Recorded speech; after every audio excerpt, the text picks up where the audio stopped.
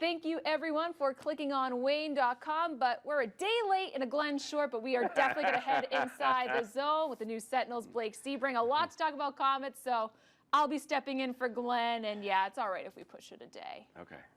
So let's just start off with the toughest question.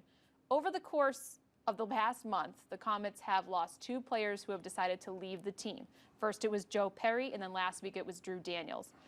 Can you offer up any explanation to why they would choose to leave the team? No, because you hear rumors and stuff, and I won't say. I mean, it's up to those guys if they want to say.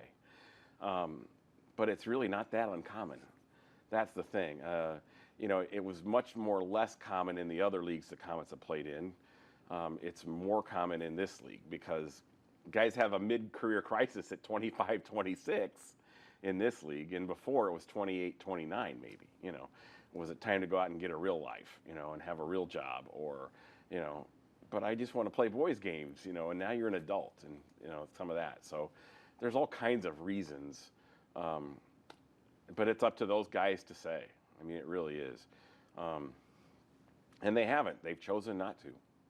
And the Frankies have decided to talk a little bit, saying that it's really just, especially with the Drew Daniels situation, that it's really just up in the air, and that he had said that he was not happy with his playing situation. Yeah, that's what's baffling about it, because he was, the first guy off the bench. He was on the first power play unit. He was on the PK unit. He was playing all the time. So what did that mean? And rightly so for their case, they can't say, because you can't be second guessing, stabbing guys in the back in public after they're gone. That's not good either. You've got to keep it within the family, I guess. So, but I mean, there's just no reason. You're just going to have to go on and go from there. I mean, it happens, people quit their jobs every day, and you've got to look at it like it's a regular real world thing. It's not just a sports team thing. Well, then, looking back at this past weekend, a busy one, 3 games, 3 days, 3 points. Yeah. Everybody's relatively healthy right now. You lose those 2 guys, but this is a very stacked roster. Should we be expecting more from the Comets then? I think they should be expecting more from themselves.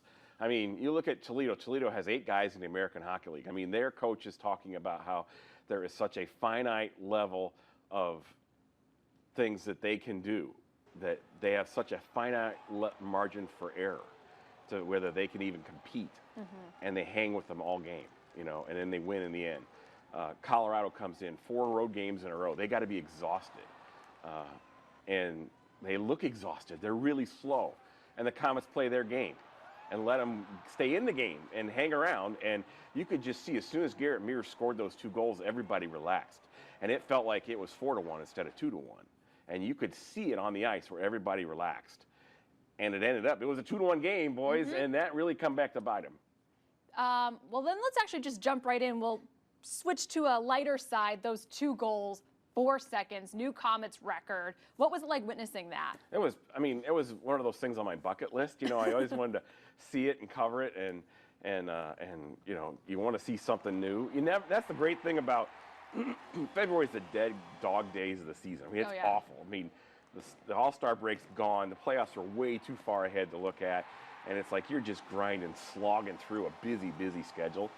And you hope sometimes you see something unique, and that was something unique. That was cool. That really was helpful, and to see Gerrit play the air guitar on the hockey stick and stuff was cool too, and to get that excited. But it shows you what kind of talent that boy has. Yeah, I mean, out of anybody on that team, it's almost like if anyone's going to do it, it was going to be Gerrit Mears to have set that new ECHL record. He's got the tools. I mean, he's got the wheels, he's got the hands, and he's just, you wonder. It's going to be fun to see him keep getting better, which I feel like he's done this year. And now I feel like this is like a really negative inside the zone, because we're talking about it is what it is. I mean, that's what they're playing. I mean, that's the deal. I mean, just because now it doesn't get any easier for them, starting with Missouri tomorrow and then again on Friday. This is the best team in the ECHL.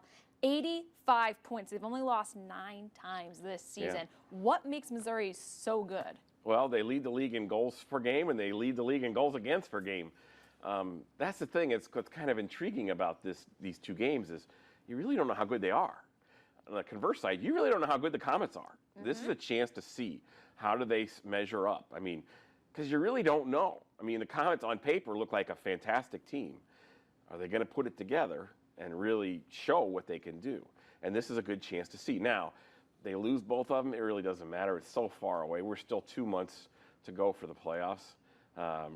At least 2 months, 2+. So anything can change in this league between now and then, but it still is kind of fun to look at. And the Comets are still pretty far behind them as far as in the West race. If they're not going to catch them. Yeah, it's 22 points, I think. It's just ridiculous. And they're never going to catch them. And then they set off after the 2 games on Wednesday and Friday. Then they're going to take off for, what is it, like a 6 or 7 game road trip? They go to Tulsa. They got Tulsa at home on Saturday. Tulsa, and then it's an 8-game road trip to Rapid City and Colorado and Alaska, which they've never been to Alaska. It would be like the 32nd state that they've Comets have played in, which is kind of cool when you think about it. And then they come back. The killer on that trip, I think, is coming back to play Evansville on Thursday.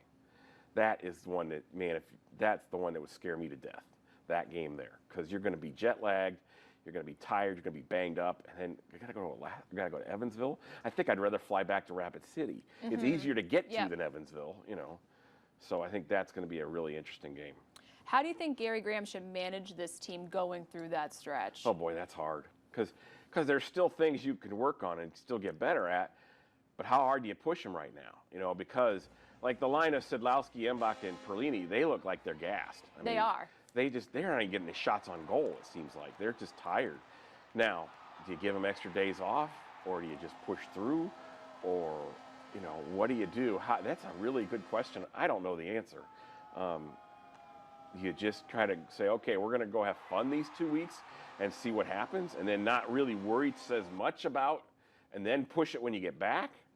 Or it's a hard thing. I don't know how you do it. Like, you got to deal with the altitude in Colorado, too. You've got to deal with the travel to riding the bus between Colorado and Rapid City, too. There's a lot going on in this trip.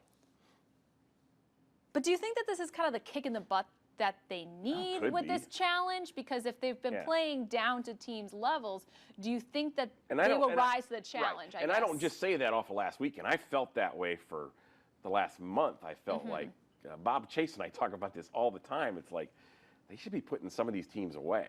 Yeah, if they're as good as they should be, as they think they are, with Pat playing as well as he is, it's they're struggling in games they shouldn't be struggling in.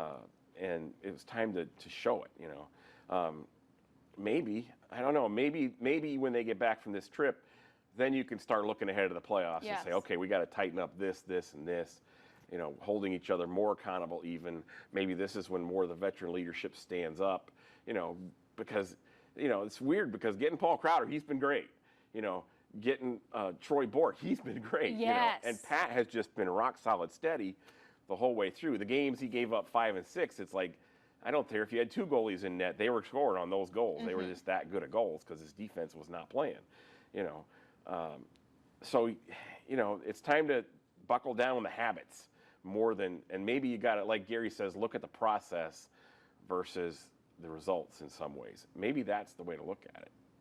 And then you just talked about Bob Chase, his special ran on NBC on Sunday. Did you get a chance to watch it, and what'd you think? Oh, it was beautiful. It was amazing. I hope, and there's been talk that they're going to do maybe some more pieces later on him, maybe in the playoffs or who knows down the road. I mean, they took 20 hours of video for 2 minutes, 17 seconds. I mean, come on, man, give us a little bit more. That was like the preview, that was like the preview to the movie. I want to see the movie, it was really cool. And, how do you encapsulate Bob in 2 minutes and 17 seconds?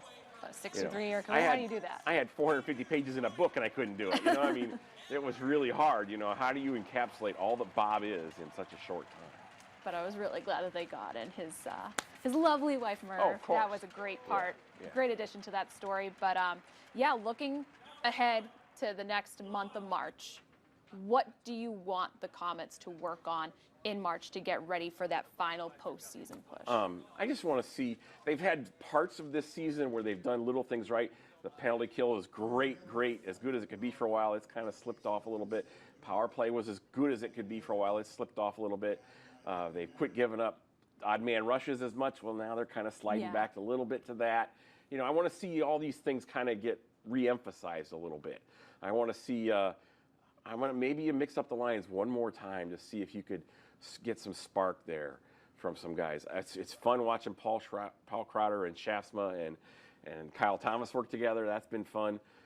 Maybe Gerrit makes a push to get a regular spot on a line. Trevor Cheek's got a rib injury. You know, let's see some of that depth. Let's see it work, and let's see things settle down. Maybe, you know, let's just see them be more consistent.